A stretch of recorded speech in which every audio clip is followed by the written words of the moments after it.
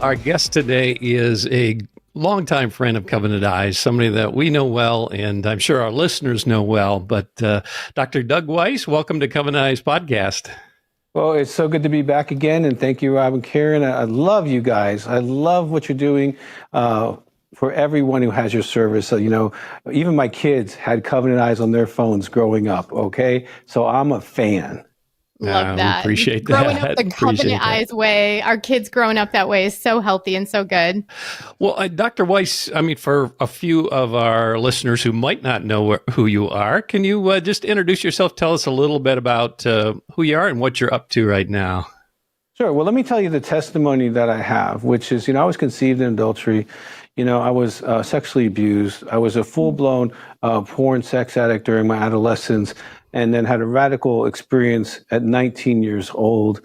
Alcohol and drugs left, but sex addiction stayed all the way through Bible school. Then I went to seminary, started to get free.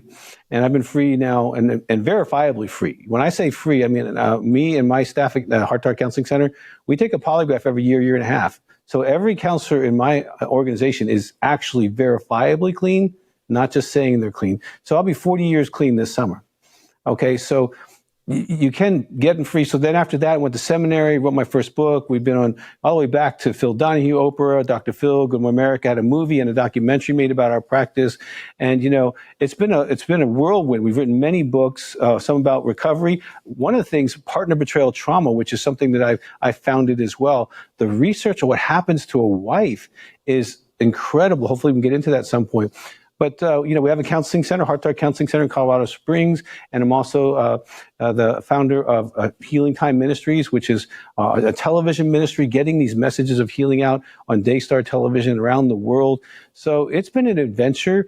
But for those who don't know me, there it is. We love you. And we talk about freedom all the time. We love that. And your work has spanned across several decades and you've helped so many people. And in that time, you've been working with couples, and I'd like to talk a little bit about how pornography has affected those couples that you've worked with and how it affects marriages and what you've seen in your practice. Well, let me put it in context. For the last over 30 years, I've been doing 5-day intensives in my office where couples fly in and we get into the nitty-gritty of their lives. And I'm talking about 5,000 people I've seen over my career. And these women are devastated. The trust is broken in the relationship. They feel unsafe. They feel compared to. They feel confused. Oftentimes they feel like it's been a bait and switch for them because they're usually really good men. They were sold to be really good men and they didn't tell them they had a secret life. And then 10, 15, 20 years later, they find out about the secret life, be it pornography or inappropriate relationships. And, Karen, when a woman hears this, because in our office, people do polygraphs, right? They have the reaction, anything from curling up in a ball and screaming like a wild animal to staring off in space and being so overwhelmed they can't even process that their world is this. It's trauma in the biggest definition of that word. The PTSD symptoms that a woman has, if you take the PTSD symptoms and you go through all that criteria, most of them will have about 80% of them will have those criteria, and most of them will last up to a year. This woman is hit by a 18-wheeler. Okay, you can't see the scars. She's bleeding all over, and she still has to pick up her kids at school, maybe has a job, still goes to church and, and worships Jesus and does what she does with her life, but she's bleeding. And to see these women and the courage that they have to even try to rebuild their marriage, and they do. Over 90% of the women I've worked with have rebuilt their marriages with the husbands, of course, doing the work of healing and recovery, which includes Covenant Eyes. If you're not on Covenant Eyes, as a client of mine, I'm going to probably ask you some serious questions as to why. Because you need to close the door on those things that hurt your family. It's not just about you as a man. It hurts your family because as a dad, you're spiritually, emotionally, and morally immature. Okay, you're about 14 years old raising children. You need to be an adult to raise children. And so we definitely incorporate Covenant Eyes into helping people heal, not just their person, but also their marriage. Because then she can track it and she knows what's going on. And it's very helpful for her to know that, maybe we're clean for a while. Oh, that's excellent. Dr. Doug, during that betrayal time that happens, there is a lack of trust. There's trust broken. You talked about trust with your staff and how you maintain that.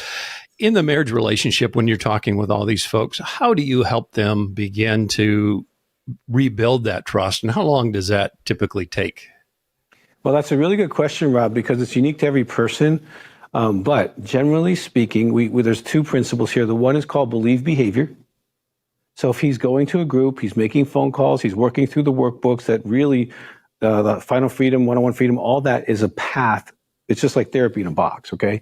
If he's doing the work, that's one thing that you can believe, what he's proactively doing. Because what I know is people do what they want to do, and they love what they protect, right?